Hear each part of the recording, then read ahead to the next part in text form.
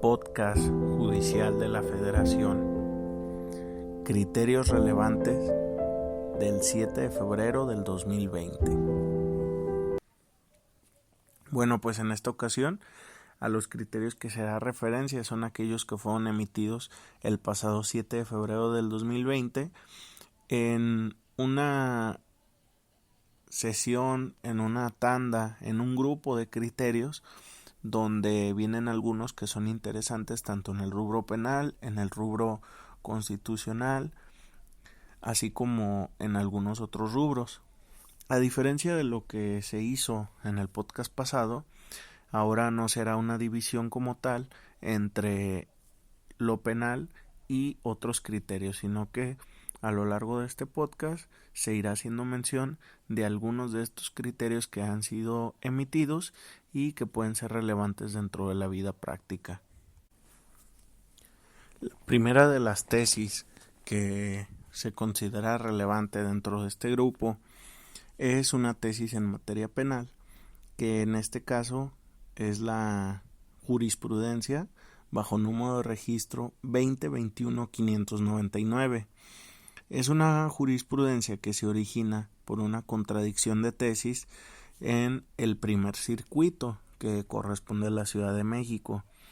y pues resulta relevante porque se pronuncia sobre un tema que dentro de la vida práctica se había tenido la incógnita en el rubro penal, como lo es el dictado del auto de vinculación a proceso y concretamente la posibilidad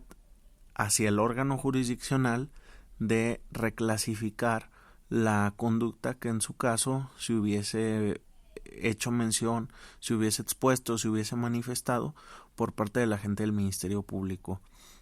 En esencia, ¿qué dice este criterio que se emite?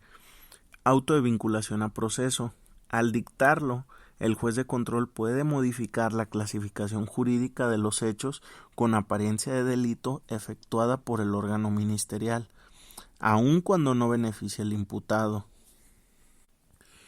Ya dentro de su contenido señala lo siguiente: conforme al 19 constitucional y 316 del Código Nacional, el juez de control al dictar el auto de vinculación puede clasificar jurídicamente el hecho o hechos con apariencia de delito que fueron materia de la imputación ministerial, aun si tal circunstancia no beneficia al imputado,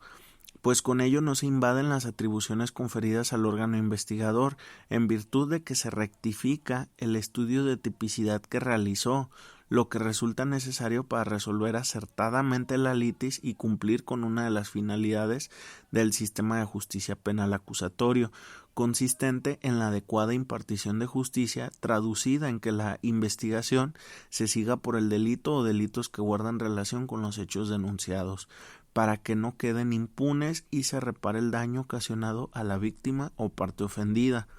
Por tanto, con tal proceder se respeta el principio de presunción de inocencia, en la medida en que se investiga por el ilícito que realmente corresponde, sin que se afecte el derecho fundamental a una adecuada defensa, ya que el auto de vinculación a proceso no condiciona la clasificación jurídica del delito, pues incluso este puede ser determinado en definitiva en la acusación, partiendo de la información que se recabe en las fases inicial y complementaria, lo que permite al imputado preparar su estrategia de defensa a partir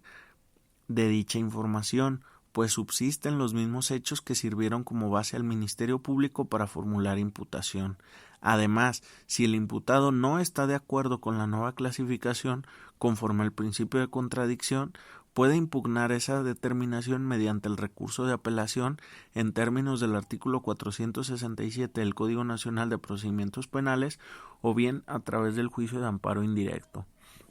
Bueno, pues este criterio es muy controversial por múltiples situaciones. Creo que incluso sería materia de un solo podcast el analizar hasta qué punto puede ser verídica, puede ser cierta, puede ser acertada, puede ser objetivo este criterio que se emite y hasta qué punto no. Sin embargo, algo que sí es obvio es que existe una contradicción elemental dentro de la argumentación, puesto que prácticamente basa el que no haya violaciones en dos aspectos. Una, que el imputado puede recurrir, y segundo, en que no es definitivo. Pero entonces, si no es definitivo, ¿por qué se considera que el juez tiene esa posibilidad de reclasificar cuando no es definitiva esa clasificación que se invoca en un momento preliminar? El tema de que se visualice que se deba de rectificar la forma en la que se investiga deviene en una cierta aberración, porque parte del supuesto de que los hechos van a ser modificados, cuando no es así. Y si se trata meramente de la clasificación jurídica, pues efectivamente el agente del Ministerio Público tiene la obligación, en su teoría del caso que va a ser expuesta, pues el investigar para consolidar la misma, aún pese a que en la audiencia de vinculación no tenga éxito en esa versión preliminar que muestra ante el órgano jurisdiccional. Es decir, si nos pusiéramos en esa postura de quién es la obligación de dirigir una investigación que sea pegada bajo esos parámetros del Ministerio Público, no del órgano jurisdiccional. Esta tesis también pasa por alto el que la función jurisdiccional es de control horizontal y no de un paternalismo hacia los sujetos del proceso. Entonces, son varios los aspectos que son erróneos dentro de esta contradicción de tesis. Lamentablemente, pues se puede ver incluso en redes sociales ya varias problemáticas derivadas de la misma. Una, que se confunden los temas. Dos, que se habla en ocasiones de que ¿y dónde quedan las víctimas? Que este criterio le da voz, le da vida a las víctimas. Pues bueno, las víctimas deben de ser debidamente representadas por un asesor jurídico, y además el Ministerio Público tiene que llevar una adecuada batuta en el ejercicio de la acción penal, que se da inicialmente en aspectos preliminares y que posteriormente se formaliza cuando se llega a la etapa intermedia. Sin embargo, aquí, ¿qué es lo que se dice? Bueno, pues pueden fallar todos, pero yo no te debo de fallar, y yo voy a dar otra oportunidad de que lo que no están haciendo bien los demás, yo sí lo voy a hacer. O sea, ni siquiera el yo corregir a las otras partes, sino yo directamente tomo la batuta, yo directamente rompo el esquema de la imparcialidad, yo directamente me involucro en el proceso y intervengo indebidamente en el mismo. Creo que son muchos los operadores que están en contra. También se respetan las opiniones de quienes están a favor de dicha contradicción de tesis. Sin embargo, pues al menos en lo genérico, al menos en la argumentación que emplea, es muy deficiente, y creo que no es un criterio que deba de ser seguido por los órganos jurisdiccionales, salvo el caso de la Ciudad de México, que por ser el primer circuito, pues ya ahí hay ciertas situaciones conforme a la ley de amparo de obligatoriedad. Sin embargo, pues en otros circuitos no debe de seguirse esa figura. Y si no, pues ¿cuál es el papel de los operadores? Pues generar otros criterios en otros circuitos y eventualmente pues también realizar una nueva denuncia de contradicción de tesis para que la primera sala se meta a este tema y pues esperar que pueda corregir tales manifestaciones. Pero bueno, eso sería por lo que ve a ese primer criterio. En segundo término, se emitió un criterio que también es una jurisprudencia de la segunda sala de la Suprema Corte de Justicia de la Nación, bajo el número de registro 2021-557. En este caso solo señalaré el rubro y pues si es de interés pues hay que profundizar en la misma, y señala: aguinaldo, procede su pago aun cuando no se demande expresamente si prospera la acción de reinstalación. Esencialmente, el argumento que se utiliza es: procede el pago del aguinaldo que pueda generarse durante la tramitación del juicio laboral, pues debe de considerarse una consecuencia directa de la acción de reinstalación, aun cuando no se reclame expresamente en el juicio, conforme a los principios laborales de estabilidad en el empleo, justicia social, protección y continuidad, por ser uno de los ingresos que el trabajador dejó de percibir sin causa justificada. Enseguida, otro criterio emitido también es una jurisprudencia de la segunda sala de la Suprema Corte de Justicia de la Nación, y en este caso es de la temática siguiente: reasignación sexogenérica. La vía administrativa registral es la idónea para la adecuación o expedición de las actas de nacimiento por ese motivo. Entre paréntesis, legislación de los estados de Chihuahua y Guanajuato. Y en este caso lo que se destaca es que esa es la vía que es la idónea, toda vez que cumple con los estándares de privacidad, sencillez, expeditez y adecuada protección de la identidad, mientras que la vía judicial dota una excesiva publicidad a la solicitud respectiva y provoca afectaciones indebidas e innecesarias en la vida privada de aquella, al implicar una exposición desmedida de su pretensión de ajustar su acta de nacimiento a la identidad de género.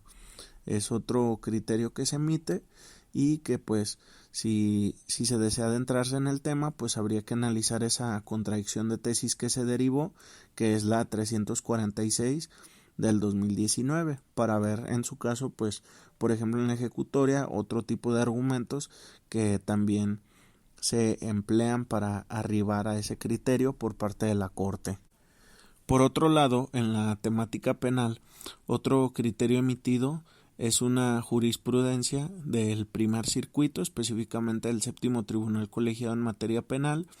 y que señala lo siguiente: acceso efectivo a la justicia de la víctima u ofendido del delito en la apelación.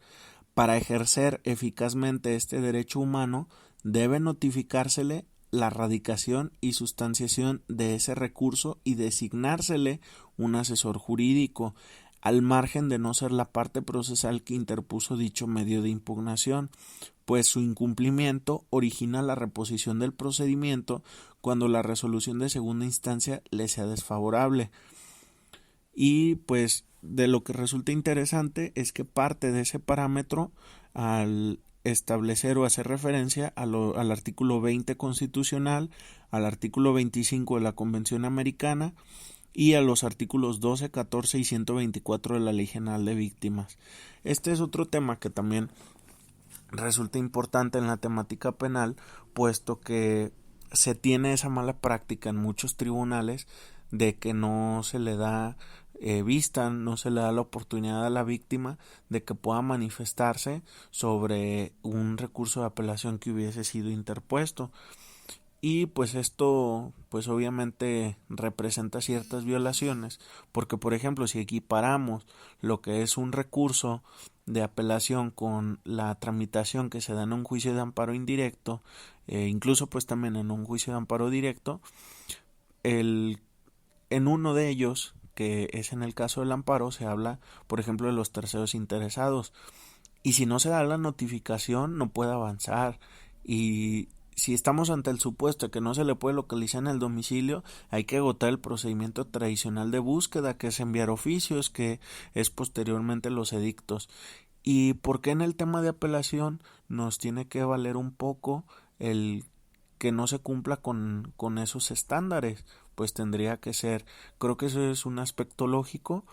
Cuando uno como operador está como defensa, pues obviamente no analiza esos aspectos, o al menos no los hace como muy públicos, pero realmente creo que cualquier operador, esté en el área en la que esté, pues debe de pugnar porque haya una adecuada tramitación en beneficio de cualquiera de las partes, porque solo así es como se puede aspirar verdaderamente a cumplir con el objeto del proceso penal. Entonces creo que este criterio pues ya se había emitido anteriormente uno más o menos similar, si no es que varios, pero pues esperemos que este vuelva a dar luz para que ahora sí se empiece a cumplir con esos estándares, o en su caso que los asesores jurídicos tengan herramientas para generar reposiciones cuando no se cumplan con estos estándares. Posteriormente, otro criterio al cual nomás haré referencia a su rubro es uno que es emitido por parte del tercer tribunal colegiado en materia civil del primer circuito y que tiene como número de registro 2021-585 y tiene como